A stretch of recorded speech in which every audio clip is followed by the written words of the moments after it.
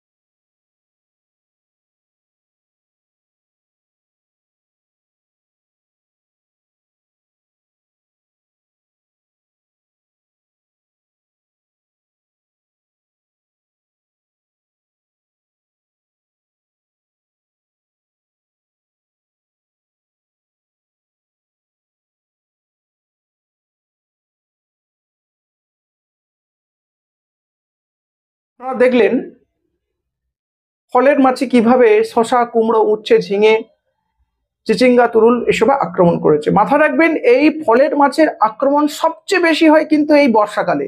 যারা বর্ষার এই কুমড়ো জাতীয় এই ফ্যামিলির ফসল, বিভিন্ন ফসল চাষ করছেন, তারা একদম মাথায় রাখুন, আপনাদের ফসলের সবচেয়ে বড় শত্রু এই ফলের মাছি।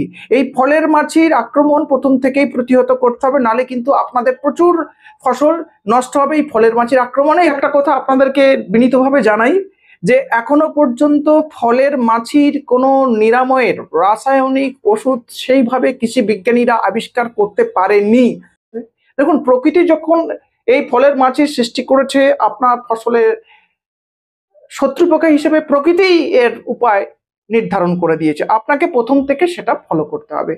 প্রথম কথা, একদম পরিষ্কার পরিচ্ছন্ন চাষবাস, আগাছা নিয়ন্ত্রণ, সেই সাথে সাথে নিমজাত কীটনাশক। আমরা বারবার বিভিন্ন ফসলের কীটশত্রু নিয়ন্ত্রণের জন্য বারবার আমরা বলেছি যে এই নিমজাত কীটনাশক আপনারা ব্যবহার করবেন।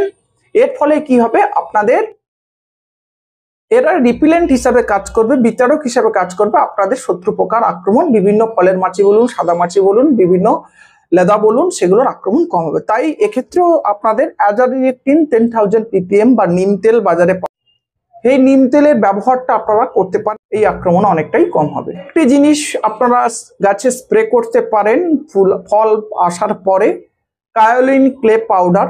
বাজারে এক ধরনের পাউডার পাওয়া যায়, কায়োলিন ক্লে পাউডার বলা হয়। এটা চায়না ক্লেও অনেকের সময় বলা হয়, বা এক ধরনের মাটি, হ্যাঁ, যেটা কিনা গাছে ফল আসার পরে স্প্রে করলে ওই ফসলের উপর একটা আস্তরণ পড়ে যায়, যেটা ছেদ ভেদ করে ফলের মাছি কিন্তু ফুটো করতে পারে না। এটা একটা উপায় হতে পারে।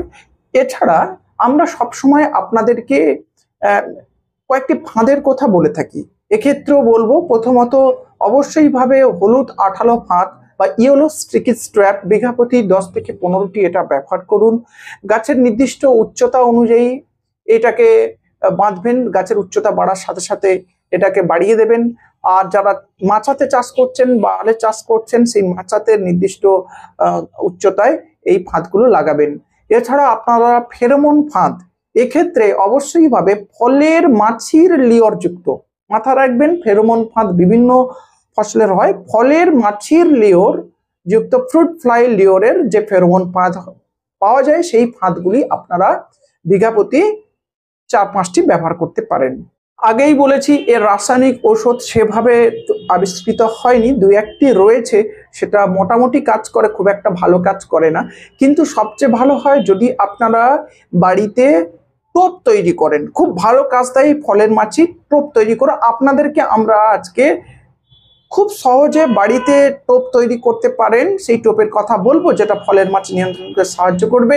খুব ইজি প্রসেস। প্রথমত আপনারা প্রথম যে টোপটার কথা বলবো, আপনারা বাড়িতে যারা ধরুন এই লাউ চাষ হয়েছে কিংবা যাদের বাড়িতে পেঁপে গাছ আছে, এই পাকা পেঁপে, মিষ্টি লাউ, কুমড়ো যাই হতে পারে, এটা ভালো করে থেতো করে চটকে নেবেন, সেই সাথে একটু চিনি দেবেন, আর বাজার থেকে কিনবেন ইস্ট, যে কোনো দোকানে বলবেন ইস্ট, এই ইস্ট একটু দেবেন। দেওয়ার পর এটা ভালো করে মিশিয়ে এর সাথে ক্লোরোপাইরিফস ডাস্ট পাওয়া যায় যে কোনো রাসায়নিক দোকানে, কৃষি বিষের দোকানে ক্লোরোপাইরিফসের ডাস্ট অল্প একটু নেবেন, নিয়ে এর সাথে মিশিয়ে এই টোপটি তৈরি করলেন।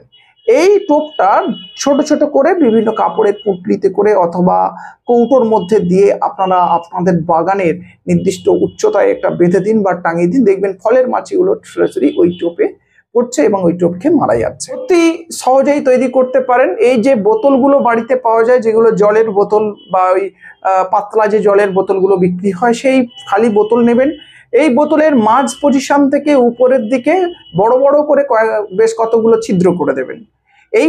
এইবার আপনাকে করতে হবে, কি দিচ্ছেন, ভিনিগার দিচ্ছেন, জল দিচ্ছেন, চিনি দিচ্ছেন, আর কাপড় কাচা সার্ফ অথবা বাসন মাজা বা কাপড় কাচা যে লিকুইডগুলো হয়, লিকুইড সাবানগুলো যেগুলো হয়, কয়েক ফোঁটার সঙ্গে মিশিয়ে আপনারা ওই বোতলের নিচের পোর্শনটা ভরে ভরে দেবেন। এরকম কতগুলো বোতল 8-10টা বিঘাপতি তৈরি করে নির্দিষ্ট উচ্চতায় আপনার মাচাতে এটা টাঙিয়ে দিন, দেখবেন মাছের ওই ছিদ্র দিয়ে আপনার ওই জলে গিয়ে পড়ছেতে অনেকটাই নিয়ন্ত্রণ পাওয়া যায়।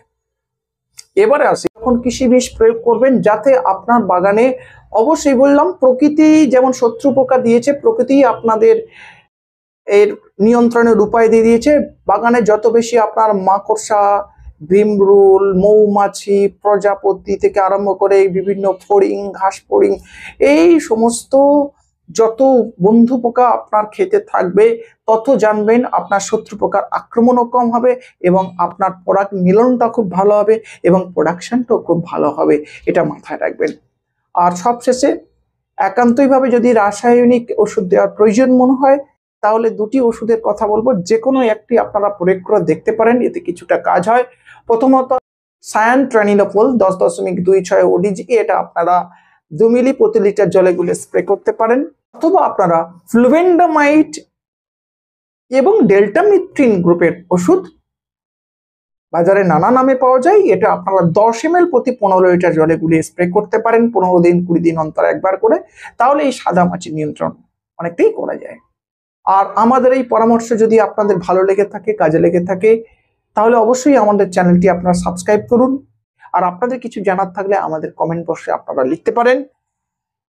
আর আপনাদের আবার একটা রিকোয়েস্ট করব, যদি আপনাদের যে কোনো ফসল সংক্রান্ত সমস্যার জন্য আপনারা আপনাদের নিকটবর্তী কৃষি অফিসে যোগাযোগ করুন, তাদের পরামর্শ অনুযায়ী আপনারা কৃষি বিষ প্রয়োগ করুন।